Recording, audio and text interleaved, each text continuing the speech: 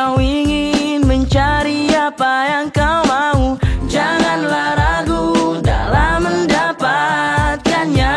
Satukan langkah bersama kita untuk maju, wujudkan harapan dan raih cita-citamu.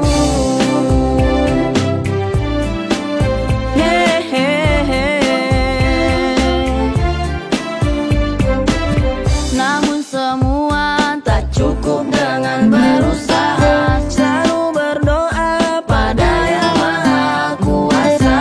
tetap semangat untuk menatap masa depan. Yakinlah bahwa semua akan jadi kenyataan. Sing-singkanlah dan berusahalah dalam sebuah harapan yang kau inginkan. Sesungguhnya kemuliaan itu Takkan didapat dengan kemalasan. Syamiru wajib dari amrin anta talibu, anta talibu illa tunal ma'ani.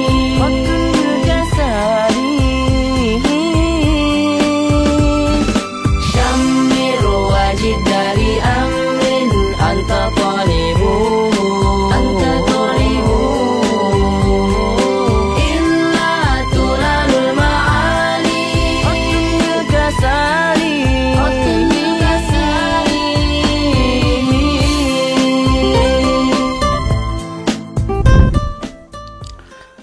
Oke, assalamualaikum warahmatullahi wabarakatuh, sahabat-sahabat, teman-teman semuanya dimanapun kamu berada.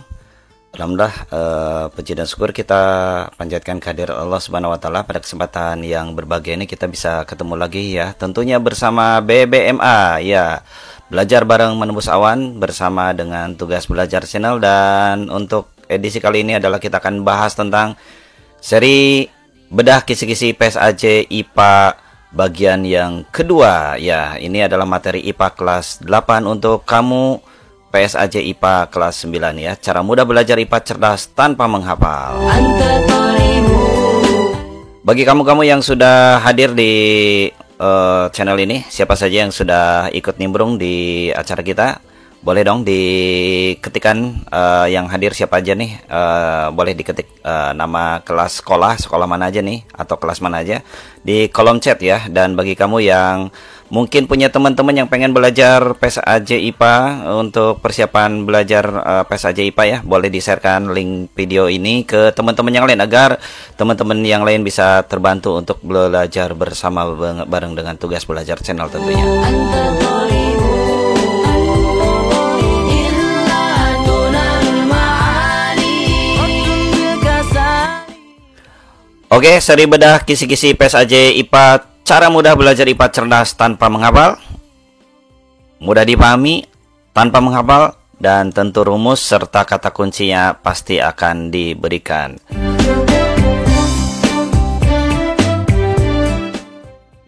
Ya, yang sudah hadir dari mana saja nih? Silakan bisa diketikkan di kolom chat atau di kolom komentarnya ya, yang sudah ikut nimbrung di program kita kali ini. Baik, sebentar lagi kita akan siap-siap ya, sambil nunggu beberapa saat lagi.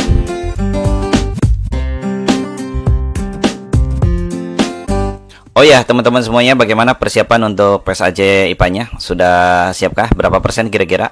Kamu sudah berapa persen untuk PSAJ IPA-nya? Materi PSAJ itu biasanya dari kelas 7, 8, dan kelas 9 ya. Nah, kelas 7 kemarin kita udah bahas. Yang pengen tahu materi kelas 7, silakan bisa diketikkan bisa diklik ya di link deskripsi ya, yang untuk materi komen ya. Untuk kelas 7 bisa dilihat di video sebelumnya. Dan insya Allah kali ini kita akan membahas tentang kisi-kisi materi IPA kelas 8 tentunya.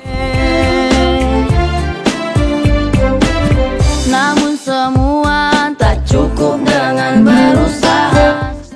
Ya, teman-teman semuanya, baik, sebelum kita memulai, seperti biasa ya, kita akan ucapin selamat datang dulu nih, Bapak Nyapa, kalian semua. Selamat datang para pembelajar Tugas Belajar Channel dimanapun kamu berada bersama BBMA Belajar bareng menembus awan ya. Tugas Belajar Channel bedah tuntas kisi-kisi soal PES AJ IPA untuk kelas 9. Oh ya, bagi kamu yang belum subscribe ya, jangan lupa subscribe ya. Klik like, comment, and share-nya. Boleh diklik juga tombol loncengnya biar tidak ketinggalan apa materi-materi yang terhangat tentunya, kayak gitu ya, seperti itu. Baik teman-teman semuanya, sebelum kita masuk ke pembahasan, jangan lupa ya, niat untuk belajar yang sungguh-sungguh, berdoa agar diberikan pemahaman ya. Rabbi zidni ilman nafi'an warzuqni fahman wasi'an. Semoga Allah memberikan pemahaman ya, kayak gitu, dan ilmu yang bermanfaat. Dan gunakan headset untuk suara yang lebih baik ya. Fokus terhadap materi, chat dan komentar dengan bahasa sopan tentunya ya, dan pastikan kamu mengisi mengetikkan nama kelas sekolah kamu yang ikut nimbrung di program kita kali ini ya. Oke, teman-teman semuanya, are you ready? Oke, ya, bismillah ya, kita mulai saja ya pembahasan kita. Kita akan langsung saja ke pembahasan kita. Kita kali ini akan membahas beberapa materi dari kelas 8 ya, yaitu mulai dari gaya, kemudian pesawat sederhana, struktur tumbuhan, sistem pernapasan, zat aditif, tekanan, hukum Pascal, pernapasan, ekskresi, bunyi, getaran, dan optik, kayak gitu ya, seperti itu ya. Oke, kita akan mulai saja ya pembahasan kita. Untuk yang pertama tentunya kita akan bahas yang pertama, yaitu terkait dengan gaya ya, kayak gitu. Oke, yaitu tentang gaya ya, atau hukum Newton ya, kayak gitu. Nah ini gaya mempengaruhi gerak benda ya teman-teman ya. Pembahasan kita di sini disajikan pernyataan peserta didik dapat menentukan penerapan hukum Newton dalam kehidupan sehari-hari. Nah, hukum Newton ya, karena hukum Newton ini banyak ya teman-teman, harus tahu ya. Kalau hukum Newton itu ada berapa? Ya betul, ada 3 ya. Yang pertama hukum 1 Newton. Hukum 1 Newton itu menyatakan bahwa benda tidak mengalami resultan gaya, atau benda tidak akan mengalami resultan gaya, itu akan tetap diam atau bergerak lurus beraturan. Jadi kalau resultan gayanya tidak ada alias 0 ya, maka dia itu akan tetap diam ya, diam aja. Atau kalau dia itu sedang bergerak, dia akan bergerak tapi bergeraknya itu lurus beraturan. Jadi tidak ada pertambahan percepatan. Kayak gitu ya, itu hukum 1 Newton. Ini contohnya seperti digambar ya. Apa namanya itu? Ketika kalian naik mobil, kemudian kalian ngerem mendadak ya, maka tubuh kamu itu akan terdorong ke depan. Kenapa? Karena kamu tuh sedang berada dalam bergerak, tiba-tiba ada rem gitu ya. Akhirnya kamu tuh ingin mempertahankan diri. Nah, di sini ada sifat inersia atau sifat kelembaman benda. Jadi benda itu ingin diam di posisinya begitu ya, seperti itu. Itu hukum 1 Newton. Selanjutnya hukum 2 Newton. Hukum 2 Newton itu percepatan yang dihasilkan oleh resultan gaya yang bekerja pada suatu benda itu berbanding lurus atau sebanding dengan resultan gayanya ya, dan berbanding terbalik dengan massa bendanya. Artinya benda ini ada pergerakan ya, ada perubahan kecepatan ya, atau ada percepatan. Nah, perubahan kecepatan atau percepatannya itu adalah sebanding dengan resultan gayanya. Jadi kalau misalkan resultan gayanya itu besar, maka percepatannya besar. Tapi berbanding terbalik dengan massa bendanya, kayak gitu ya. Nanti kita akan bahas satu persatu ya. Kemudian hukum yang ketiga Newton itu menyatakan bahwa untuk setiap aksi itu terdapat reaksi yang sama besarnya, tetapi berlawanan arahnya ya, berlawanan nih maksudnya ya, tipe ya nih. Jadi resultan gayanya itu sama nilainya, cuman yang membedakan itu adalah ininya nih, apa namanya itu, negatif positifnya, kayak gitu ya, seperti itu. Nah, ini contoh hukum Newton dalam kehidupan sehari-hari. Contoh penerapan hukum Newton itu ketika kendaraan yang sedang bergerak berhenti secara tiba-tiba, maka penumpang yang ada di dalamnya akan terdorong ke depan ya, seperti ini ya. dia akan terdorong ke depan ketika ada kambing yang lewat ini atau kapan yang lewat kayak gitu ya. Kenapa? Karena dia ingin tetap bergerak, tiba-tiba berhenti ya, makanya dia akan terdorong ke depan. Contoh penerapan hukum Newton yang kedua, hukum 2 Newton ya. Ini contohnya adalah mobil truk yang membawa massa benda yang sedikit, maka bisa mendapatkan percepatan yang lebih besar. Jadi kalau masanya itu sedikit, dia akan mendapatkan percepatan yang lebih besar daripada mobil truk yang membawa muatan yang sangat banyak. Samalah seperti kamu menggendong temanmu yang gendut ya, dengan temanmu yang tidak gendut ya, pasti larinya pun akan cepatan yang mana ya? Ya, cepatan yang masanya kecil kan, kayak gitu kan, seperti itu. Nah, ini hukum Newton yang kedua. Sedangkan contoh penerapan hukum Newton ketiga itu, ini contohnya adalah saat di tangan kita memukul meja, maka meja tersebut itu akan memberikan gaya kembali kepada tangan kita dengan besar yang sama dan berlawanan arah dengan arah gaya yang kita berikan. Jadi arah gayanya itu berlawanan. Semakin kita keras memukul meja, maka semakin sakit juga tangan kita ya. Sama ketika kamu mendorong tembok juga itu ada gaya aksi reaksi. Nah, contoh yang lainnya ini ya, ketika roket meluncur ya, itu ada dorongan ke bawah. Jadi ini mendorong ke sini, roket meluncur ke atas. Jadilah roket itu bisa meluncur. Nah, itu penerapan dari hukum Newton ketiga kayak gitu ya, seperti itu. Baik, coba contoh soal ya. Perhatikan gambar berikut nih. Ada gelas air ya, ini gelas air ini ditarik ya, ada disimpan di secari kertas, kemudian secari kertasnya kamu tarik ya, sesuai dengan arah panah. Coba kamu bisa coba di rumah ya, ini kira-kira bakal tumpah nggak airnya, kayak gitu. Kalau kamu tarik dengan cepat, nah ini kira-kira menurut kamu ini masuk hukum Newton berapa, kayak gitu ya. Hukum, oke, jawab ya. Nah, kalau ini gaya tarik ya, ada gaya tarik, bapak-bapak nih narik pedati atau narik dorongan. Nah, ini kira-kira hukum Newton keberapa ini, kayak gitu. Ini kalau ada percepatan berarti pasti hukum kedua ya, hukum kedua Newton ya, kayak gitu. Nih seperti ini nih. Nah, ini gambar yang ini ya, kalian bisa lihat yang ini. Nah, gambar yang ini, ini ada massa 2 kg, massa 2 kg. Yang ininya 100 Newton, ini 200 Newton. Maka percepatannya mana yang lebih cepat? Nah, itu nanti rumusnya tadi ya. A sama dengan sigma F dibagi M. Kayak gitu kan? Seperti itu. Berarti kalau yang atas itu ada 100 Newton ya, dibagi 2. Sedangkan yang bawah itu 200 Newton dibagi 2. Berarti yang ini 100, yang ini 50. Berarti mana yang cepat? Ternyata yang cepat itu kalau masanya sama ya. Kalau masanya sama, kalau ini dikasih dorongannya 200 Newton, maka ini lebih cepat tuh. Percepatannya 100 meter per detik kuadrat kayak gitu ya. Sedangkan ini cuma 50 saja. Kayak itu gampang ya. Tapi kayaknya di sini nggak ada hitungan ya, kayak gitu ya, seperti itu. Oke, baik, kita lanjut ke materi berikutnya, yaitu pesawat sederhana. Ya, pesawat sederhana teman-teman. Tahu pesawat sederhana itu apa? Nah, pesawat sederhana itu ada yang apa ya, alat bantu ya untuk menyederhanakan pekerjaan manusia. Ini ada beberapa jenis pesawat sederhana itu. Yang pertama adalah katrol. Ya, ini katrol. Contohnya apa namanya itu, timba kalau di sumur ya, atau apa, bendera kayak gitu. Katrol bendera kayak gitu ya. Kemudian roda berporos, ini yang sering kamu pakai untuk sepeda kayak gitu. Kemudian berikutnya adalah benda miring. Ya, benda miring ini untuk membantu kita mengangkat ini lebih mudah.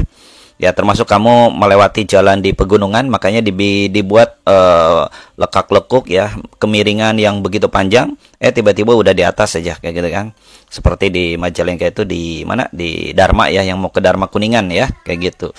Yang beberapa waktu yang lalu sempat longsor gitu ya, itu tiba-tiba udah di atas saja kayak gitu. Atau lagi di puncak kayak gitu ya. Itu bidang miring. Pengungkit ya, atau tuas. Nah, ini pengungkit ini ada yang ini ya, pengungkit ya. ada tumpuan, ada beban dan lain sebagainya. Nanti kita akan bahas satu persatu ya contohnya. Nah, ini contoh untuk pengungkit ya. Di sini terkait dengan pengungkit ya. Nah, pengungkit ini ada 3 golongan. Ada pengungkit golongan 1. Ini cirinya apa namanya itu, tumpuannya di tengah. Kayak gitu. Ini kuasa, ini beban. Kayak gitu. Sedangkan untuk golongan api bebannya di tengah. Sedangkan yang golongan 3 itu tumpu di ujung juga, tapi yang di tengahnya itu kuasa. Kayak gitu ya. Ini contohnya untuk pengungkit 1 kayak gunting. Ini kan gunting itu tumpuannya di tengah, atau cungkat-cungkit ya. Kemudian juga apa namanya itu, dan banyak lagi contoh yang lainnya. Kemudian yang golongan 2 itu ya seperti ini ya. Tumpuannya di ujung ya, di sini beban dan di sini kuasanya. Kemudian kalau yang ini golongan 2, ini contohnya hektar ya. Hektar itu tumpuannya di ujung, tapi bebannya di sini, kuasanya di tengah. Kayak gitu ya, seperti itu. Nah, yang kita coba bahas ini di tuasnya adalah terkait dengan bagaimana cara menentukan apa namanya itu, gaya kuasanya ya. Untuk menentukan gaya kuasanya sebetulnya mudah ya teman-teman. Kalian nggak mesti menghafal rumus, nggak usah. Kalian perlu memahami saja. Jadi ketika di tumpuan apa ini, di jenis pertama ya, golongan 1 ini, di sini ada tumpuan nih. Kemudian di sini ada panjang lengan kuasa ya, panjang ini namanya lengan kuasa. Kemudian yang ini lengan beban. Di sini ada kuasanya, gaya kuasanya. Di sini ada bebannya, ada berat bendanya. Nah, kalau misalkan kalian pernah main ya, pernah main jungkat-jungkit ya, seperti gini ya. Ininya orangnya besar, orangnya gede. Kamu kecil, bisa nggak kamu mengangkat dia? Bisa ya. Caranya gimana? Panjangin aja tongkatnya, panjangin aja ini lengannya, maka dia akan terangkat. Nah, itu berarti ada hubungan ya, ada hubungan. Di sini ada keseimbangan ya. Wa wadu'al mizan, kalau kata yang Maha Kuasa itu, Allah letakkan segala sesuatu tuh penuh dengan keseimbangan. Jadi di sini ada keseimbangan. Keseimbangan antara apa? Ini gak usah ngafalin ya rumusnya. Tinggal ini aja. Ini harus seimbang antara yang ini ya, antara yang ini dengan yang ini. Jadi harus seimbang. Kayak gitu ya. Bagaimana cara menyeimbangkannya? Tinggal dikalikan saja antara ini dengan ini ya. Ini perkalikan dengan ini ya. Perkalian antara FK dengan LK itu harus sama dengan perkalian LB dengan FB. Itu. Jadi nggak usah ngapalin rumus ya. Artinya kalau mau ditulis rumus ya, FK gaya kuasa ya, kita mau mengangkat benda ini, itu gaya kuasa kita ya, memberikan kuasa. Kali-kali lengan kuasa itu harus sama dengan FB. FB itu gaya beratnya, gaya bebannya, dikali lengan beban. Jadi ini kali ini ya, ini kali ini harus sama dengan ini kali ini. Kayak gitu ya. Nah, kalau udah tahu kayak gini, gimana cara menentukan berapa gaya kuasanya? Ya, kalau gaya kuasanya sudah kayak gini, udah gampang. FK biarkan sendiri, maka LK yang tadinya di ruas ini pindahkan ke ruas sebelahnya.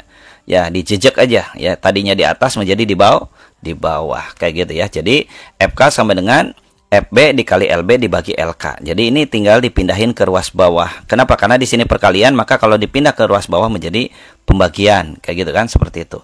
Berarti kalau FB gimana? Ya, kalau FB berarti terbalik ya. FK kali LK, LB-nya pindah ke sini. Kayak gitu ya, seperti itu. Jadi ini nggak usah ngapalin ya, nggak usah ngapalin. Nah, di sini ada konsep tentang keuntungan mekanis. Ya, keuntungan mekanis itu apa?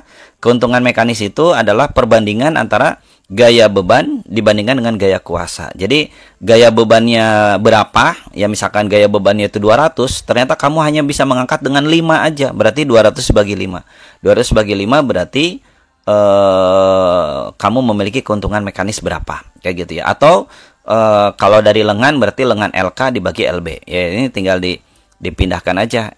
Kalau FB-nya pengen di atas ya, ini kalau keuntungan mekanis itu gaya bebannya di atas ya, gaya beban dibagi gaya kuasa, itu intinya kayak gitu ya, seperti itu. Oke, ini keterangannya, satuannya Newton, meter dan sebagainya.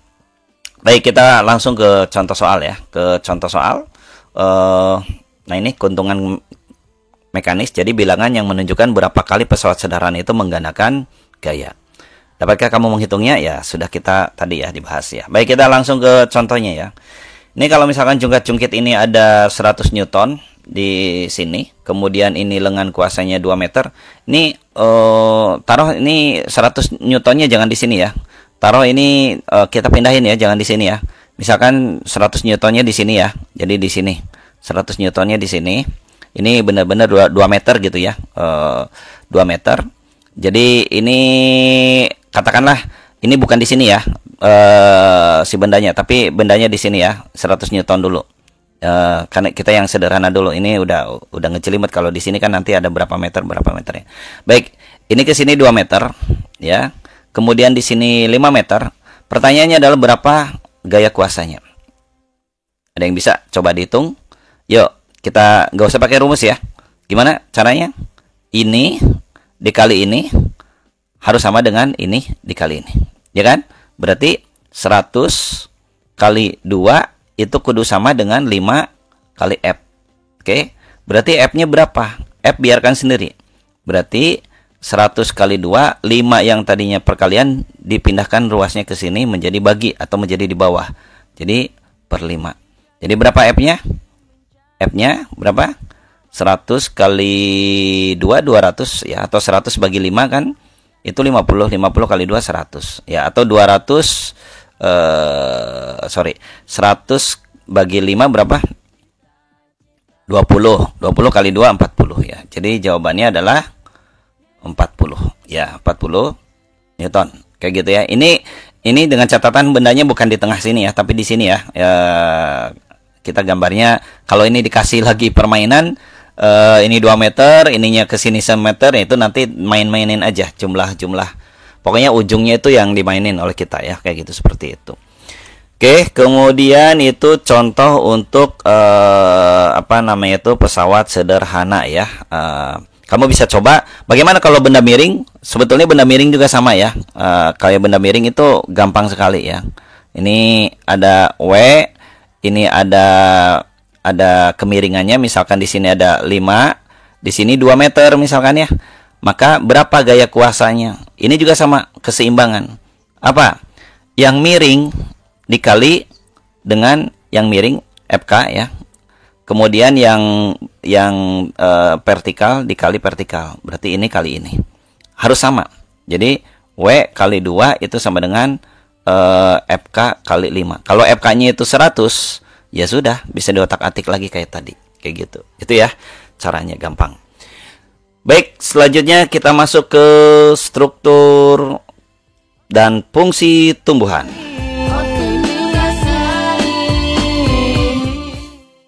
Oke. Baik, kita masuk ke struktur dan fungsi tumbuhan ya, teman-teman.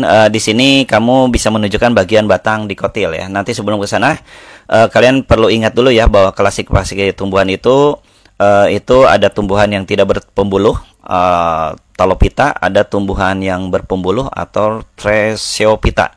Tumbuhan yang tidak berpembuluh itu contohnya adalah tumbuhan lumut, jadi tidak punya pembuluhnya. Ya, yang mengangkut berkas pengangkut. Sedangkan tumbuhan berpembuluh ini ada macam-macam, ada tumbuhan paku, Pteridophyta, dan ada tumbuhan berbiji atau Spermatophyta.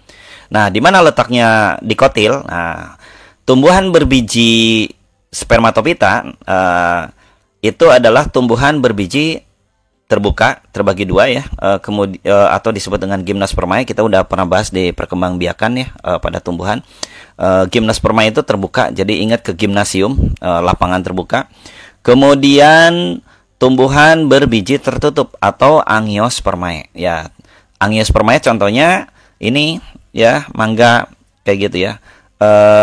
Gimnospermae juga ini tumbuhan lumut, ini lumut ya, tumbuhan paku ini, tanam paku, tumbuhan berbiji. Ya, ini yang tumbuhan gimnospermae ini contohnya ini. Sedangkan tumbuhan berbiji tertutup ini contohnya kayak gitu ya. Nah, berarti tumbuhan berbiji tertutup ini terbagi 2. Ada tumbuhan bijinya berkeping 1, itu monokotil. Dan ada tumbuhan biji berkeping 2 atau dikotil. Berkeping 2, dikotil bedanya dengan ini, kalau ini tuh nggak bisa dibelah. Ya, kepingnya cuma 1. Sedangkan yang ini itu bisa dibelah ya. Bijinya itu bisa dibelah kayak gitu kan, seperti itu. Nanti kita lihat perbedaannya ya. Kita lihat bagaimana perbedaannya antara monokotil dengan dikotil. Nah, kalau monokotil itu satu kotiledon ya. Sedangkan ini dua kotiledon. Jadi ada dua keping. Kemudian dari tulang daunnya itu sejajar atau melengkung kalau dikotil ya. Contoh seperti padi kayak gitu atau jagung gitu ya. Itu kan sejajar atau melengkung. Kemudian untuk yang ini tulang daunnya itu menyirip atau menjari. Ya, kalau menjari itu seperti daun mangga ya. Daun mangga itu kan ada jarinya ya. Menyirip, sorry. Itu daun mangga itu menyirip. Kalau menjari itu ya seperti ini ya. Kemudian untuk batangnya, nah kalau batang ini berkas pengangkutnya tersebar. Ini berkas pengangkutnya tersebar, sedangkan untuk dikotil itu berkas pengangkutnya tersusun dalam suatu lingkaran. Jadi nanti ada pola lingkarannya. Untuk bunga, bagian perhiasan bunga untuk di monokotil itu hanya terdiri dari 3 atau kelipatannya. Sedangkan untuk dikotil itu perhiasan bunganya terdiri dari 2, 4, 5 atau kelipatannya. Dari segi akar, untuk monokotil itu sistem akarnya serabut. Jadi kalau dicabut itu ya kayak gini, serabut. Sedangkan untuk yang dikotil itu sistem akarnya tunggang, jadi ke dalam ya, makanya dia akan dalam banget ya. Sistem akarnya tunggang. Nah, bagaimana perbedaan terkait dengan bagian batang dikotil? Nah, kalau bagian batang dikotil ini seperti ini ya. Jadi untuk ini apa namanya itu, ini yang dikotil ya. Ini yang dikotil, sedangkan yang ini monokotil ya. Nah, kalau yang dikotil tuh kalian bisa lihat, ini kan berbeda banget. Kalau yang monokotil tuh tersebar, berkas pengangkutnya itu tersebar. Ya, berkas pengangkut tuh kita tahu kan ada flum, ada silem. Kalau flum itu mengangkut hasil fotosintesis, ingat F ya. Sedangkan silem itu mengangkut dari akar, yaitu mengangkut air dari akar ke kayu, ke seluruh tubuh kayak gitu ya, seperti itu. Nah, untuk flum itu ada di bagian sini, ada bagian luar ya. Sedangkan untuk silem itu ada di bagian dalam. Ya, ini ingatnya ini dari akar aja. Ini dari akar nih. Berarti diangkutnya oleh dia. Sedangkan dari fotosintesis itu di sini kayak gitu ya, di agak luar kayak gitu ya, seperti itu. Nah, ini nanti antara flum dengan silem itu ada kambium. Nah, kambium inilah yang nanti akan membelah, menjadikan si batang tersebut tuh akan melebar, akan membesar kayak gitu ya, seperti itu. Itu terkait dengan perbedaan antara dikotil dengan monokotil. Jadi kalian bisa lihat ya, ini ada jaringan apa namanya itu, parenkin, ada flum, ada kambium, ada silem kayak gitu ya, seperti itu. Oke, nah ini gambaran secara sketsanya. Jadi yang ini apa? Ini ya, betul, itu namanya apa? Flum ya. Ini mengangkut hasil fotosintesis. Yang ini yang di dalam, ingat dari akar, mengangkut ya silem ya, silem kayak gitu. Jadi ini seperti huruf X ya nantinya. Oke, kemudian di sini ada epidermis, ada korteks, ada flum, ada silem, ada kambium ya. Di antara flum dengan silem itu kambium ya, kayak gitu. Dan di tengahnya adalah empulur. Sedangkan yang di sini tersebar kayak gitu ya. Flumnya yang sama ya, flumnya itu yang ini kayak gitu. Kemudian yang silemnya yang sebelah sini kayak ya, silemnya kayak gitu. Oke, itu kalau yang monokotil. Baik, ini contoh soal. Perhatikan gambar di bawah. Bagian yang berfungsi sebagai jaringan pengangkut ditujukan pada bagian ya, jaringan pengangkut itu jaringan flum dan silem yang mengangkut hasil fotosintesis dan air ke seluruh tubuh. Kalau hasil fotosintesis ingat F, berarti flum. Kalau dari air dari akar itu ingat X ya, silem. Berarti mana yang pengangkut? Ya, mana? Ini ya. Kita tahu ini tadi apa? Flum ya, hasil fotosintesis, dan mana lagi? Ini ya. Nah, ini kayak gitu. Berarti ini ya, 4 dengan 3. Itu silem ya, kayak gitu, seperti itu. Itu contohnya kayak gitu. Baik, betul ya. Gambarnya sama ya. Oke, ya. Kita lanjut ke pembahasan berikutnya, yaitu sistem pencernaan. Oke, sistem pencernaan.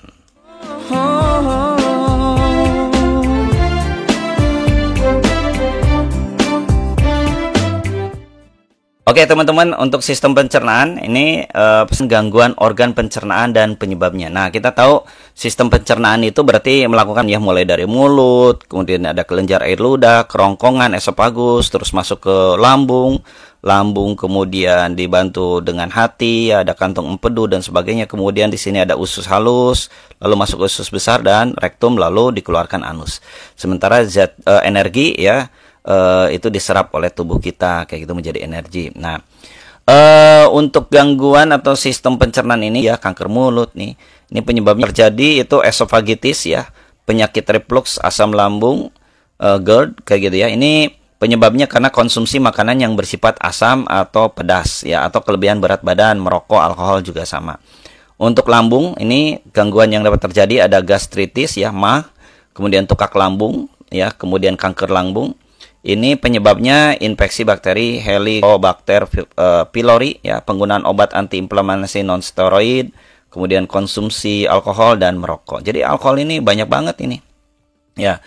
Kemudian usus halus ini gangguan bisa yang terjadi adalah ada sindrom iritasi usus, ya penyakit peradangan usus, ada penyakit seliak, infeksi saluran pencernaan. Penyebabnya bisa dari faktor stres, infeksi, reaksi alergi, autoimun, intoleransi makanan dan faktor genetik juga ada ya. Kemudian untuk usus besar ini sembelit ya atau konstipasi ya, diare, radang usus buntu ya atau appendicitis, kemudian kanker kolon, penyakit divertikular, penyakit inflamasi usus ya. Ini penyebabnya kurangnya serat dalam diet ya, kurang aktivitas fisik, efek samping obat, infeksi, faktor genetik, gaya hidup dan stres.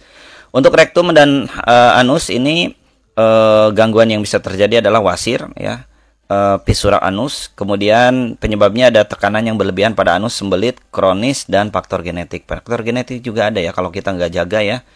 Kemudian hati ini hepatitis ya, ada sirosis hati. Kemudian ada kanker hati, penyebabnya terinfeksi virus hepatitis ya. Bisa juga konsumsi alkohol berlebihan, konsumsi obat-obatan tertentu, atau juga faktor genetik ya. Kemudian untuk pankreas ya, pankreas ini ada pankreatitis, kanker pankreas ini disebabkan oleh konsumsi alkohol berlebihan, batu empedu, faktor genetik juga ada infeksi. Dan untuk kantong empedu ini, kalau organ pencernaan kantong empedu ini ada batu empedu ya, ada kolisistis. Ini kelebihan kolesterol dalam empedu dan obesitas atau faktor genetik juga. Jadi ini mudah-mudahan kita semua sehat ya, tidak terkena penyakit-penyakit ini. Jadi belajar IPA itu kalian secara tidak langsung belajar jadi dokter ya, teman-teman semua ya. Baik, kita detailin sedikit ya terkait dengan masalah ini. Untuk ini berarti, nah ini untuk di gigi tadi ya, ada karies gigi ya, gigi berlubang ini akibat infeksi bakteri yang merusak lapisan gigi ya, sehingga merusak struktur gigi ya. Ini keterangannya bakteri pada mulut mengolah gula sehingga menghasilkan asam yang diproduksi ini dapat merusak gigi ya. Makanya kita kalau sudah makan itu dianjurkan untuk sikat gigi ya dengan pasta gigi itu basah kayak gitu ya, seperti jadi netral nanti asamnya. Gigi berlubang ini dapat menyebabkan nyeri pada gigi jika sampai terlalu dalam kerusakannya karena telah sampai merusak saraf gigi. Jadi mudah-mudahan kalian bisa sehat ya gigi kalian ya, kayak gitu. Kemudian berikutnya untuk lambung ini salah satu contohnya adalah sakit MAH atau gastritis ya. Ini merupakan penyakit yang menyebabkan terjadinya peradangan atau iritasi pada lapisan lambung. Ini diakibatkan meningkatnya asam lambung ya, infeksi bakteri Helicobacter pylori, peningkatan asam lambung, stres, makan tidak teratur. Nah, stres juga bisa menyebabkan itu ya, asam lambung ya. Jadi jangan terlalu banyak stres kayak gitu. Makan tidak teratur dan mengonsumsi makanan yang terlalu pedas atau asam juga bisa menyebabkan sakit MAH. Jadi harus hati-hati makanannya ya, biar sehat-sehat selalu ya, kayak gitu. Ini ada luka pada jaringan lambung ini, kayak gitu. Nah, ini hepatitis ya yang mengerikan nih. Hepatitis ini merupakan penyakit peradangan pada hati. Jadi ini hepatitis kayak gitu ya. Kalau hepatitisnya terlalu lama ini nanti akan menyebabkan sirosis. Ya, sirosis itu ada fibrosis, kerusakan pada hati, dan ada sirosis. Sirosis itu apa? Gagal hati kronis ya. Kalau sudah gagal hati, maka tidak akan bisa memproses pencernaan lebih bagus kayak gitu. Ya, karena nanti hati itu akan perannya sangat sangat penting sekali. Jadi kalau sudah kena gagal hati ya sudah nggak bisa ngapa-ngapain kayak gitu kan, seperti itu.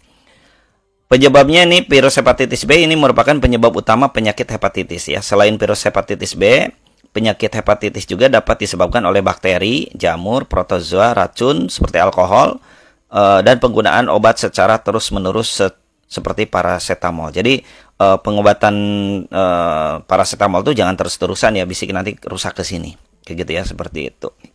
Ya ini ya untuk hati ya, gambarnya seperti itu ya. Jadi mudah-mudahan kalian sehat semuanya, keluarga di rumah juga sehat ya. Kita tidak terkena penyakit-penyakit ini gitu ya, seperti itu. Amin ya rabbal alamin ya. Mudah-mudahan kita disehatkan semuanya ya. Selanjutnya diare. Nah, diare ini adalah penyakit pada saluran usus besar. Ketika terjadi infeksi, dinding usus besar teriritasi, gerakan peristaltik meningkat, serta air tidak dapat diserap. Ya, ini di usus besar. Diare disebabkan oleh infeksi bakteri protozoa seperti Entamoeba-coli ya, diare kayak gitu ya, seperti itu. Mungkin ada yang pernah diare kayak gitu ya. Oke, kemudian selanjutnya adalah konstipasi atau sembelit. Nah, ini merupakan kondisi feses keras atau kering sehingga sulit dikeluarkan. Ada yang pernah ngalamin sembelit ya, susah untuk buang air besar gitu ya. Penyebabnya apa? Kurangnya asupan makanan berserat dan kurang minum. Ya, ketika feses tidak dikeluarkan secara teratur, misalkan menahan untuk BAB, nah ini juga bisa menyebabkan ini ya. Air yang terkandung di dalamnya akan terserap sehingga menyebabkan feses keras atau kering sehingga sulit untuk dikeluarkan. Kayak gitu ya, seperti itu. Itu beberapa gangguan organ pencernaan dan penyebabnya. Ya, mudah-mudahan kita semua sehat selalu ya, tidak terjadi gangguan-gangguan ini di diri kita. Amin ya robbal alamin. Kayak gitu ya. Selain itu teman-teman, gangguan pencernaan ini ada gejala kekurangan vitamin ya, atau disebut dengan apitominosis. Kekurangan vitamin A ini penglihatan kabur ya, kerusakan hati, tulang, rambut rontok. Nah, ini vitamin A ya, kekurangan vitamin A. Kalau kekurangan vitamin B ini penyakit beri-beri ya, beri-beri ya, gangguan saraf, kehilangan berat badan berlebih dan anemia ya.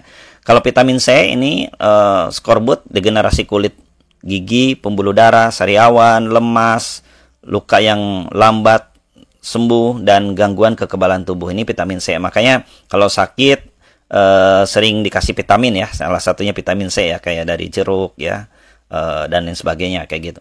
Kalau vitamin D ini riket, cacat tulang ya, pada anak-anak, pelunakan tulang pada orang dewasa, kerusakan otak, kardiovaskular dan ginjal. Nah, vitamin D ini kalau teman-teman tiap pagi Senin itu upacara panas gitu ya, itu bagus untuk vitamin D ya, kayak gitu. Jadi insyaallah akan menyehatkan kayak gitu. Kalau vitamin E ini gangguannya adalah degenerasi sistem saraf. Ini vitamin E. Dan vitamin K itu kelainan penggumpalan darah ya, kerusakan hati dan anemia. Nah, agar kita jauh dari ini, silakan ya asupan vitaminnya kita tercukupi ya. Kalian kenali vitamin A apa, vitamin B apa ya, makanannya yang mengandung vitamin A misalkan ya apa, kayak gitu ya, seperti itu. Oke. Tomat masuk vitamin apa? Vitamin A ya, kayak gitu. Wortel ya, vitamin A ya, kayak gitu. Kalau jeruk ya vitamin C ya, kayak gitu ya. Baik, selanjutnya ada juga gejala kekurangan mineral. Nah, kalau gejala kekurangan mineral ini kalsium, kekurangan kalsium ini keterlambatan pertumbuhan dan kehilangan massa tulang. Kekurangan fosfor ini lemas, kehilangan mineral dari tulang dan kehilangan kalsium. Magnesium, gangguan sistem saraf. Kekurangan natrium, kram otot, nafsu makan berkurang. Kekurangan besi, anemia dan kelainan kekebalan tubuh. Ini biasanya perempuan ya, makanya suka dikasih zat besi kayak gitu ya. Iodium, ini gondok ya, pembekakan kelenjar tiroid. Dan kekurangan seng ini kegagalan pertumbuhan, kelainan kulit, kegagalan reproduksi dan gangguan kekebalan tubuh. Nah, makanya mungkin mineral-mineral ini ya kan bisa dikonsumsi ya, kayak gitu, seperti itu. Begitu ya untuk sistem pencernaan. Baik, selanjutnya kita masuk ke zat aditif ya. Di sini menentukan penggunaan zat aditif yang layak ya. Aditif ya, ada aditif, ada adiktif. Apa bedanya? Nih teman-teman harus tahu bedanya bedanya aditif dengan adiktif ya. Kalau aditif itu merupakan bahan yang ditambahkan kayak gitu ya. Jadi bahan yang ditambahkan. Jadi bahan yang ditambahkan dengan sengaja ke dalam makanan atau minuman dengan jumlah kecil saat pembuatan makanan. Tujuannya apa? Untuk memperbaiki penampilan, citra rasa, tekstur, aroma, dan untuk memperpanjang daya simpan. Sedangkan zat adiktif, edik itu ediksi, ketergantungan. Jadi zat-zat yang apabila dikonsumsi itu dapat menyebabkan ketergantungan, ya, atau ingin menggunakan secara terus-menerus ketagihan. Ini contohnya narkotika, psikotropika, dan zat psikoaktif lainnya, kayak gitu ya, seperti itu. Oke, untuk kita akan bahas ke zat aditif ya. Zat aditif itu ada pewarna, pemanis, pengawet, penyedap, pemberi aroma, pengental, dan pengemulsi. Nah, sedangkan berdasarkan asalnya, zat aditif itu pada makanan dapat dikelompokkan menjadi dua, yaitu ada zat adiktif alami dan ada zat adiktif buatan, kayak gitu ya. Nah, zat adiktif alami ini adalah zat adiktif yang bahan bakunya itu berasal dari makhluk hidup, ya. Seperti misalkan pewarna dari tumbuhan, penyedap dari daging hewan, zat pengental dari alga, dan sebagainya. Sedangkan untuk alam ini tidak menimbulkan efek samping ya, yang membahayakan kesehatan manusia. Sebaliknya, zat aditif buatan itu bila digunakan melebihi sejumlah yang diperbolehkan, maka dapat membahayakan kesehatan. Zat aditif buatan diperoleh melalui proses kimia yang bahan bakunya itu berasal dari bahan-bahan kimia, kayak gitu ya. Nah, ini kita coba pewarna alami ya, kita lihat untuk ungu misalkan dari buah murbei, buah anggur ya, kuning dari kunyit, oranye dari wortel, hijau dari daun suji, daun pandan, ingin coklat dari kakao, merah dari buah naga, stroberi, hitam dari arang, tapi ini tidak dianjurkan ya. Pewarna alami mempunyai keunggulan yaitu lebih sehat dan tidak menyebabkan efek samping apabila dikonsumsi dibandingkan dengan pewarna buatan. Nah, kalau pewarna buatan ini ya, kayak biru, ada kuning, tartarazin, ya, oranye, sunset yellow, kayak gitu. Hijau, pasgreen, merah, alura red ya. Ini dapat menggantikan pewarna alami, tapi ini harus melalui pengujian yang ketat atau untuk kesehatan konsumen. Jangan terlalu berlebihi gitu ya. Pewarna yang telah melalui pengujian keamanan yang diizinkan ya, ini yang di tabel ini ya. Jangan sampai kemudian malah menggunakan pewarna tekstil ya, karena pewarna tekstil itu mengandung bahan-bahan yang sangat berbahaya bagi tubuh. Makanya itu perlu dilakukan pengujian. Nanti kita akan bahas khusus ya di pembelajaran khusus terkait dengan zat aditif lah, kayak gitu. Oke. Selanjutnya pemanis alami ini seperti gula pasir ya, ada gula kaung ya, gula lontar. Untuk ini juga harus menggunakan takaran tertentu ya. Kalau pemanis buatannya seperti sukrosa, ini manisnya 1 ya.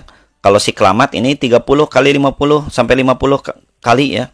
Aspartam lebih manis lagi 160 sampai 200. Kalium asesulfam 200 kali dibandingkan dengan pasir. Sedangkan sakarin ini 200 kali dari sampai 500. Jadi kalian bisa bayangkan ya. Memang ada yang dibolehkan ya sekitar ini per kilogram kayak gitu ya.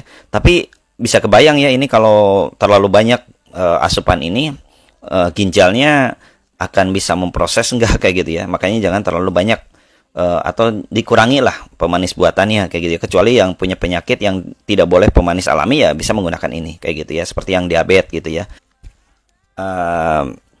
Pemanis ya. Nah, karena itu jangan sampai melebihi batas ya, kayak gitu ya. Periksa aturan pemakaiannya. Kemudian selanjutnya adalah penyedap alami. Nah, penyedap alami ini umumnya digunakan ya garam, bawang putih, bawang merah ya untuk citra rasa makanan ya. Cengkeh, pala, merica, cabai, laos, kunyit, ketumbar, sereh, kayu manis. Kita tuh banyak banget ya di Indonesia ya. Pada makanan berkuah, kaldu pun bisa menjadikan penyedap, kayak gitu ya, seperti itu. Sedangkan penyedap buatan ini biasanya pecin ya, yang mengandung senyawa MSG atau MNG, monosodium glutamat atau mononatrium glutamat. Nah, senyawa ini dibuat dengan fermentasi tetes tebu. Penggunaan MSG yang berlebihan ini dapat menimbulkan sindrom restoran Cina ya, Chinese Restaurant Syndrome. Gejala pusing, mulut terasa kering, lelah, mual, atau sesak napas kayak gitu. Nah, makanya di sini ada batasnya yang dibolehkan ya, 120 mg per kilogram berat badan kayak gitu. Jadi kalau kamu kilogramnya 40 kg, yang diperbolehkan itu 0,48 gram kayak gitu ya. Kalau tapi lebih bagus ini aja ke alami kayak gitu ya, itu lebih aman. Pemberi aroma alami, nah ini daya tarik sendiri ya, seperti misalkan dari ekstrak dari bahan alami seperti ekstrak buah nanas, ekstrak buah anggur, minyak asiri, dan vanili. Beberapa kue menggunakan murbei sebagai pemberi alami ya, seperti ini ya. Ini ada murbei. Yang sintetis ini ada ester ya. ada nanas ya, butil butanoat, kemudian ada amil asetat ya, amil kaproat ya, ada panilin ya, ada metil atranilat, aroma buah anggur dan sebagainya. Jadi ternyata rasa anggur tuh ada juga yang sintetisnya ya, tidak alami kayak gitu kan, seperti itu ya, kayak gitu. Oke, kemudian untuk pengental itu bahan tambahan yang digunakan untuk menstabilkan, memekatkan atau mengentalkan makanan yang dicampurkan dengan air sehingga membentuk kekentalan tertentu. Bahan pengental alami misalnya pati, gelatin, gum, agar-agar dan alginat. Kayak gitu. Kemudian pengemulsi. Nah, pengemulsi itu apa? Bahan tambahan yang dapat mempertahankan penyebaran lemak dalam air dan sebaliknya. Jadi minyak dan air itu kan tidak saling bercampur, namun bila ditambahkan sabun maka jadi bercampur gitu kan, seperti itu. Makanya senang sekali tuh kalau nyuci ya, ada banyak minyak tinggal dikasih aja sabun, itu udah hilang tuh minyaknya kayak gitu. Ini contohnya sabun ya. Nah, kalau di makanan juga sama nih, zat pengemulsi makanan itu adalah lecitin yang terkandung dalam kuning telur maupun dalam kedelai. Lecitin banyak digunakan dalam pembuatan mayonis, ya, mentega. Apabila tidak ditambahkan zat pengemulsi, lemak dan air pada mayones dan menteganya tidak akan atau akan terpisah, kayak gitu ya, tidak menyatu, kayak gitu ya. Maka menggunakan lecitin agar menyatu, kayak gitu kan, seperti itu. Baik, selanjutnya kita bahas tentang sistem peredaran darah, ya, sistem peredaran darah, kayak gitu. Seperti apa sistem peredaran darah? Jika kau ingin mencari apa yang kau mau. Ya, untuk sistem peredaran darah teman-teman, di sini mempengaruhi denyut nadi manusia ya. Nah, kita harus tahu dulu nadi. Nadi itu apa? Nadi itu merupakan pembuluh arteri. Arteri merupakan pembuluh darah yang mengalirkan darah keluar dari jantung. Kayak gitu ya, ini jantung, kayak gitu ya. Jadi keluar yang ini kan ada yang kemudian keluar dari jantung nih, yang warnanya biru ya. Makanya kalau misalkan kalian lihat di tangan itu kan ada yang warna biru, itu nadi, kayak gitu ya, seperti itu. Apabila bagian ventrikel atau bilik berkontraksi untuk mendorong darah keluar dari jantung, maka akan menyebabkan pembuluh arteri mengembung atau merentang. Pengembungan dinding-dinding arteri ini sejalan dengan setiap detak jantung. Adanya penggembungan pada dinding arteri ini menyebabkan kita dapat merasakan denyut nadi ya. Oleh karena itu kita dapat menghitung denyut jantung ini dengan cara menghitung denyut nadi. Nah, nanti pertanyaannya, faktor apa yang mempengaruhi denyut nadi ini? Kayak gitu kan, seperti itu ya. Ya, kita lihat seperti apa. Oke. Maka faktor-faktor yang mempengaruhi denyut jantung itu, setelah kita lakukan penelitian, yang pertama adalah adanya kegiatan aktivitas tubuh. Ya, kedua, jenis kelamin, ketiga adalah suhu tubuh, keempat adalah umur, dan keenam itu adalah komposisi ion. Untuk kegiatan ya, orang beraktivitas perlu sumber energi, glukosa, dan oksigen yang lebih banyak. Makanya semakin banyak beraktivitas maka perlu energi, maka denyut jantungnya akan lebih cepat ya. Kamu bisa bandingkan lari 2 menit dengan 1 menit, mana yang kemudian denyut nadinya lebih cepat ya, yang lari 2 menit ya. Jenis kelamin. Frekuensi denyut jantung perempuan itu 72 sampai 80 denyutan per menit.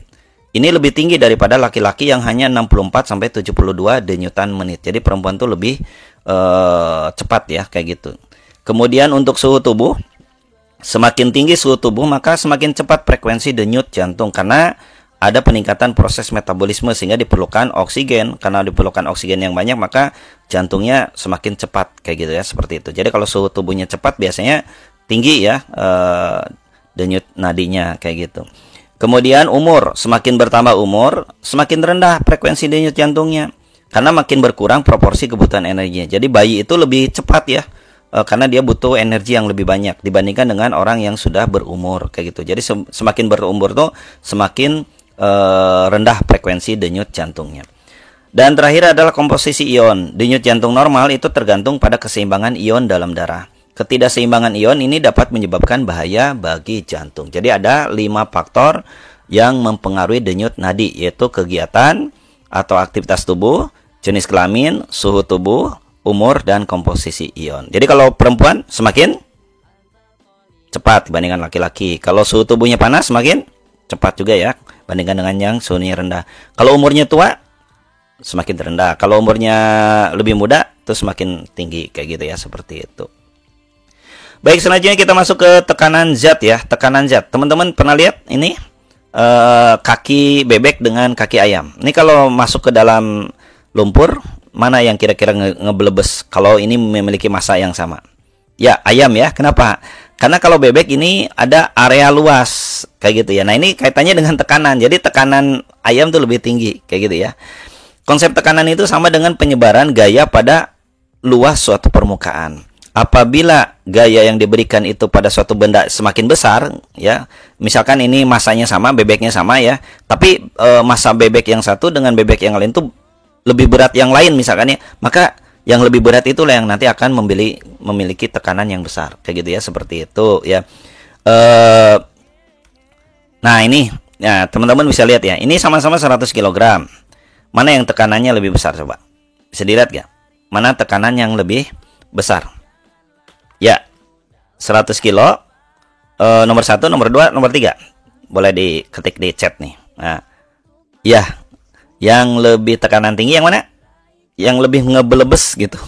Yang lebih ambles kalau disimpan di tanah. Yang mana coba kira-kira?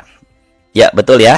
Yang nomor 3. Kenapa? Karena luas penampangnya itu lebih kecil dibandingkan dengan yang 100. Yang tekanannya lebih kecil berarti yang 100 kg yang nomor 2 ya. Kayak gitu ya. Semuanya 100 kg sih sebetulnya. Kayak gitu ya. Seperti itu. Oke. Selanjutnya. Nah, ada rumusnya ya. Apa rumusnya? Tekanan itu bahasa Inggrisnya press ya. Pressure ya. Jadi disingkat P. Jadi berapa banyaknya gaya per luas penampang? Ya, A itu area ya. Ini force kayak gitu. Berarti berapa gaya per luas kayak itu F per A kayak gitu ya. Dengan keterangan P itu adalah tekanan, satuannya adalah Newton. Ini Newton per meter kuadrat atau disebut dengan Pascal. Gaya itu adalah Newton dan luas penampang itu meter kuadrat kayak gitu ya, seperti itu. Bagaimana alat pengangkat tersebut? Nah, ini kamu mungkin pernah main ke cuci mobil ya. Ternyata mobil itu diangkat ya, kuatan ya sama ini nih. Nah, pertanyaannya bagaimana mobil tersebut pengangkat tersebut mengangkat mobil yang sangat berat. Padahal di dalam pompa hidrolik tersebut harus berisi udara, hanya berisi udara atau dapat berupa minyak kayak gitu. Nah, ini konsep ini tuh sama kayak gini nih. Ya, ini disinilah nanti akan muncul hukum Pascal kayak gitu ya, hukum Pascal. Seperti kamu juga ngedongkrak ketika ngeganti ban gitu ya, dongkrak itu kan pakai dongkrak ya. Ada yang menggunakan hidrolik. Nah, ini prinsipnya begini. Jadi ketika ini dikasih gaya F1 ya, di luas penampang A1, maka dia akan menghasilkan P. Ada tekanan dia. Tekanannya seberapa? Tadi besarnya gaya per A ya. Karena di sini ada tekanan itu akan menyebar ke sini kalau dia dalam ruangan tertutup ya. Maka tekanan di sini tuh akan sama P juga. Maka yang ini juga F2 dibagi A2 ya ini sama dengan ini. Kayak gitu ya, seperti itu. Maka di A1 maupun di A2 tekanannya harus sama. Tekanan di penampang 1 dengan tekanan di penampang 2 itu sama. Kayak gitu. Sehingga F1 dibagi A2 itu harus sama dengan F2 dibagi A2. Ini mirip ya, keseimbangan. Jadi wawadu'al mizan ya, dia telah meletakkan dalam alam ini tuh keseimbangan. Jadi ada keseimbangan ya. F1 dibagi A1 itu harus sama dengan F2 dibagi A2. Jadi ini dibagi ini itu harus sama dengan ini dibagi ini. Kayak gitu ya. Maka kalau udah kayak gini udah tinggal dicari. Kalau misalkan ditanyanya berapa F1, ya F1 biarkan sendiri. F1 biarkan sendiri berarti A1 pindah ke sini. Ya, jadilah ini. Kayak gitu ya. Tapi kalau misalkan berapa F2-nya berarti A2-nya pindah ke sini. Ya, berarti ini kali ini ya, jadilah seperti ini. Kalau ditanya A1 ya udah A1-nya naikin dulu ke atas, nanti A2 pindahin ke sini, biarkan sendiri kayak gitu ya, seperti itu. Oke, itu untuk tekanan zat, hukum Pascal. Nah, ini contoh soal sebuah dongkrak hidrolik 15.000 ya, 15.000 Newton. Ini 15.000 Newton. Ya, ini 15.000 Newton. Kemudian jika luas penampang piston kecil ini 20 cm kuadrat ya, 20. Ini 500 misalkan ya. 500 cm kuadrat kayak gitu. Berapa gaya minimal yang harus diberikan? Berarti gimana? Konsepnya kalau tanpa ngitungnya. Oke. Berarti gimana? Ya, berarti ya gimana ya? F1 dibagi 20 harus sama dengan 1500 dibagi 500. Ya sudah, F1 dibiarkan sendiri kan? Berarti ini pindah ke sini. Berarti F1 sama dengan 1500 per 500 kali 20. Berarti coret ya, coret 15 kali 2 30. 300 bagi 5 60. Kayak gitu ya, seperti itu ya. Udah gampang ya. Ya, tanpa ini tapi kalau di essay ya harus begini ya. Kalau di essay ya dibuat, diketahuinya apa kayak gitu ya. Nanti ketemuilah ini. Pak, itu kan sentimeter, ubah dulu nggak ke meter kuadrat? Nggak usah ya, karena ini udah sentimeternya udah sama ya. Jadi ini bisa dicoret, ini bisa dicoret. Ini coret, ini coret, ini coret. Jadilah tinggal ini 15.000 ya. Sorry, tadi ini salah ya. Ini 15.000 harusnya. Jadi salah tadi ya. Harusnya 200, harusnya ada 0 ya, 1 di sini. Ya, jadi 600 ya. 600 ini tadi nulisnya 1.500. Harusnya 15.000 ya. Oke. Jadi jawabannya yang ini. Silakan dicoba ya di rumah. Cari soal-soalnya. Oke, ini yang ini coba ya. Berapa ini? Ya, gampang kan? Ini kalau di PG gampang. Tinggal ini dibagi ini harus sama dengan ini dibagi ini. Berarti ini biarkan sendiri, ini pindah ke sini. Berarti ya sudah. Berapa coba? Ada yang bisa jawab? Sok? Ya. Nih. Berarti berapa? F sama dengan 20.000 dibagi 50 dikali 20. Ini coret. 2 kali 2 4. 40.000 dibagi 5. Jadi berapa? 4 bagi 5 ya. Bisa aja. Saya kayak gampang. Ya. Silakan jawab sendiri. Oke. Selanjutnya sistem pernapasan. Peserta didik menjelaskan mekanisme yang menyebabkan inspirasi. Pada saat kamu bernapas berlangsung ada 2 mekanisme ya, yaitu ada menghirup udara, inhalasi atau inspirasi, dan ada menghembuskan udara atau ekspirasi. Kalau ins itu memasukkan udara, menghirup ya, udara masuk. Nah, ini inspirasi itu mekanismenya ini, udara masuk ya ke sini. Maka kenapa dia bisa masuk? Karena otot tulang rusuk kontraksi sehingga rongga dada itu mengembang kayak gitu ya. Mengembang, diafragma kontraksi, bergerak turun. Ya, jadi dia narik ya kayak gitu. Jadi seperti ditarik ya, ini kan kayak gitu. Sedangkan ekspirasi itu sebaliknya ya. Diafragma relaksasi, otot tulang rusuk relaksasi sehingga rongga dada itu mengempis. Ya, jadi ngeluarin kayak gitu ya. Ini relaksasi, yang ini kontraksi kayak gitu ya, seperti itu. Oke. Inspirasi, jadi otot antar tulangnya kontraksi. Jadi ini kontraksi ya, kata kuncinya. Inspirasi, kontraksi. Otot diafragma juga kontraksi. Rongga dadanya membesar karena masuk kan, si udara kan masuk, jadi membesar. Paru-paru juga membesar, udara masuk. Kalau ini mengecil, dia berelaksasi, dia keluar kayak gitu. 1 kali pernapasan terdiri atas 1 kali inspirasi dan 1 kali ekspirasi. Berdasarkan aktivitas otot-otot pernapasan, bernapas dengan membesarkan dan mengecilkan volume rongga dada disebut pernapasan dada. Begitu juga jika kita membesarkan dan mengecilkan volume rongga perut, maka disebut dengan pernapasan perut. Itu bedanya antara pernapasan dada dengan pernapasan perut, kayak gitu ya. Selanjutnya sistem ekresi ya. Sistem ekresi di sini menjelaskan organ-organ ekskresi dan fungsinya. Nah, ini ada hati ya. Ini semua sel tubuh itu respirasi seluler ya. Nanti dari sini hati juga diserap kayak gitu ya. Kemudian nanti terjadi pemecahan protein. Ini kalau pemecahan protein nanti ke urea, nanti ke ginjal. Terjadi pemecahan asam nukleat, ini menjadi asam urat, nanti ke ginjal. Terjadi hemoglobin, darah berarti ya. Ini ke bilirubin ya, ke ginjal lagi. Respirasi seluler juga ada air. Air ada yang jadi kulit, ada yang ke ginjal. Karbon dioksida itu ke paru-paru ya. Nanti dari ginjal ini dikeluarkan menjadi bentuk urin. Sedangkan dari kulit menjadi keringat, dikeluarkan dalam bentuk keringat, dan paru-paru itu dikeluarkan dengan bentuknya udara yang mengandung karbon dioksida dan air. Itu ya, seperti itu. Jadi gampang sekali. Ginjal Fungsinya menyaring darah, menghasilkan urin, mengeluarkan zat sisa seperti urea, air, garam, mineral berlebihan. Ureter, nah ini ureter ya, itu membawa urin dari ginjal ke kandung kemih. Kandung kemih itu menyimpan urin sebelum dikeluarkan dari tubuh. Jadi di sini disimpan. Uretra membawa urin dari kandung kemih ke luar tubuh melalui saluran kemih ya, uretra ya, bukan ureter ya, uretra. Kulit mengeluarkan keringat ya, karena dia yang mengandung air ya, karena ada zat kelenjar keringat ya. Hati mengubah amonia menjadi urea, zat sisa yang dapat diekskresikan melalui ginjal. Usus besar mengeluarkan feses yang mengandung zat sisa pencernaan yang tidak diserap tubuh, dan paru-paru itu mengeluarkan karbon dioksida atau CO2 dan uap air, kayak gitu.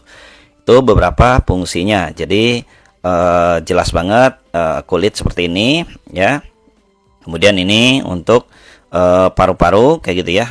Kemudian selanjutnya ini hati ya. Hati juga salah satu bagian dari sistem ekskresi kayak gitu ya. Kemudian contoh soalnya nih, tempat untuk menampung urin di mana? Ya, jawab ya. Di mana? Ya, di sini. 2, 3, 4. Sini. Ya. Oke, saya jawab ya. Oke, selanjutnya gelombang dan bunyi. Nah, ini bagian yang terakhir untuk gelombang dan bunyi. Bagaimana menghitung kecepatan bunyi? Kecepatan bunyi atau cepat rambat bunyi adalah seberapa cepat gelombang suara merambat melalui medium tertentu. Kecepatan bunyi dipengaruhi oleh beberapa faktor termasuk jenis medium, udara, air, dan suhu. Pada suhu 20 derajat Celcius, kecepatan bunyi di udara sekitar 343 meter per sekon, sedangkan di baja 6000 meter per sekon. Rumusnya sebetulnya kecepatan sama dengan kecepatan biasa, yaitu S dibagi T ya. V sama dengan S dibagi T. S-nya itu adalah jarak tempuh bunyi dan waktu dibagi waktu tempuh bunyi. Contoh soal. Ledakan petasan terdengar 10 detik setelah percikan api terlihat. Berapakah cepat rambat bunyinya jika jarak petasan dengan pendengarnya sejauh 1,5 km? Kalau misalkan satuannya dalam meter per detik berarti ya sudah. Berarti 1,5 km berarti 1500 dibagi 10. Ya, jadi berapa? Oke. Berapa jadinya? Ya, jawabannya adalah 150 meter per detik. Kayak gitu ya, seperti itu. Kayak gitu. Nah, kalau frekuensi dan panjang gelombang yang diketahui, maka cepat rambat bunyi itu dihitung dengan rumusnya ini. Ya, ini S per T, ini sama dengan kalau ada dalam bentuk gelombang ya. Berarti panjang gelombang per bagi periodanya. Ya, jadi satu gelombang itu berapa panjangnya, dan satu gelombang itu berapa waktunya. Ini lambda per T. Kayak gitu. Sedangkan untuk frekuensi, ya kalau untuk frekuensi itu frekuensi itu kan 1 per T ya. Kalau berarti cepat rambat itu kalau lambda per T itu ya kita tahu kalau F itu frekuensi itu kan 1 per periode, ya udah tinggal dikalikan aja. Jadi seperti ini, lambda kali F. Contoh soal. Sebuah kapal mengukur kedalaman laut menggunakan perangkat suara. Jika bunyi ditembakkan ke bunyi pantul ke dasar laut, kemudian mantul lagi setelah 10 detik, berarti mantul gitu ya, 10 detik. Tentukan kedalaman laut tersebut kalau cepat rambatnya 1600 milisekund. Meter second. Maka T-nya 10 second. Katakanlah H itu adalah kedalamannya. Ini H-nya berapa? Kayak gitu ya, seperti itu. V-nya 1600. Maka tadi kembali ya, V sama dengan S dibagi T. S-nya sendiri kan 2 kali kan? 2S ya. 2H gitu. Maka nanti H itu berapa? Ya, H itu sama dengan P kali T per 2. Jadi 1600 dikali 10 dibagi 2. Jadi berapa hasilnya? Ya, 8000 meter. Kayak gitu ya, seperti itu. Kayak gitu. Getaran, sebuah bandul sederhana mula-mula diam pada kedudukan O, kedudukan setimbang. Nah, bandul tersebut ditarik ke A misalnya, lalu dilepasin. Maka satu getaran itu gimana? Satu getaran berarti dari A ke O ke B, balik lagi ke O ke A lagi. Nah, itu satu getaran. Itu ya, bolak-balik itu ya. Jadi kalau misalkan di O saja itu tidak ada getaran, tapi kalau AO berarti dia berapa? Ini kan setengah balik ke sini. Berarti di sini seperempat ya, seperempat getaran. AOB berarti setengahnya, setengah getaran. Kalau AOBO berarti 3/4 getaran. Kalau AOBOA itu satu getaran. Kayak gitu ya, seperti itu. Ya, untuk getaran. Oke. Jumlah getaran yang terjadi di dalam 1 sekon disebut frekuensi ya ini. Jadi berapa kali getaran per waktu? Nah ini frekuensi, satuannya Hz ya, satuannya Hz atau Hz. Atau F itu adalah 1 per periodanya. Kayak gitu kalau ada periode. Apa itu periode? Waktu yang diperlukan untuk melakukan satu getaran. Jadi satu getaran itu berapa waktunya, itu namanya periode. Kayak gitu ya. Atau bisa ditulis berapa waktu per berapa getarannya. Nanti ketemu periodanya. Atau periode itu adalah bisa dibolak-balik ya, 1 per F. Kayak gitu ya, seperti itu, kayak gitu. Cacat mata. Nah, untuk cacat mata, kita tahu ya, cacat mata ini ada beberapa cacat mata ya, namanya rabun dekat, hipermetropi, hipermetropi ya. Seorang penderita rabun dekat tidak dapat melihat benda yang berada pada jarak dekat ya. Jadi jarak dekat itu nggak bisa melihat dengan jelas ya. Hal ini karena bayangan yang terbentuk jatuh ke belakang retina, sehingga bayangan yang jatuh pada retina menjadi tidak jelas. Jadi nggak bisa mencembungkan ini ya. Ininya udah lemah, nggak bisa mencembungkan lagi.